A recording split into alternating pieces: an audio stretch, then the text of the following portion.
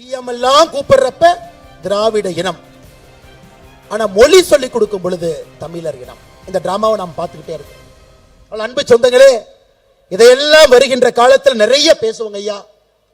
அதற்கு உங்களுடைய கடுமையான உழைப்பு தேவைப்படுகிறது. இன்னும் 74 லட்சம் கையெழுத்து குறைந்தபட்சம் தேவைப்படுது. 74 லட்சம் கையெழுத்து.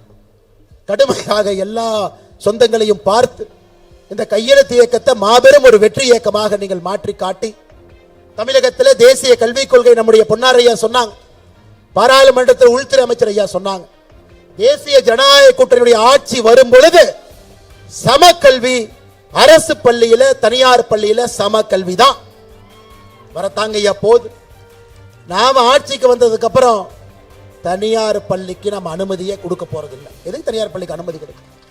5 லட்சம் 10 லட்சம் காசு வாங்குறக்கா?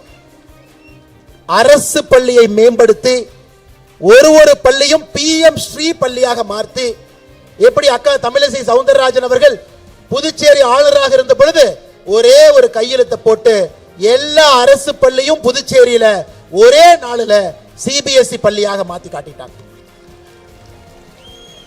ஒரே கையெழுத்து, ஒரே இரவு, அடுத்த நாள் காலையில புதுச்சேரியினுடைய அரசு பள்ளி எல்லாம் CBSE பள்ளி. அந்த தரத்தை கொடுக்கிறோம். நாமும் அதை செய்வோம்.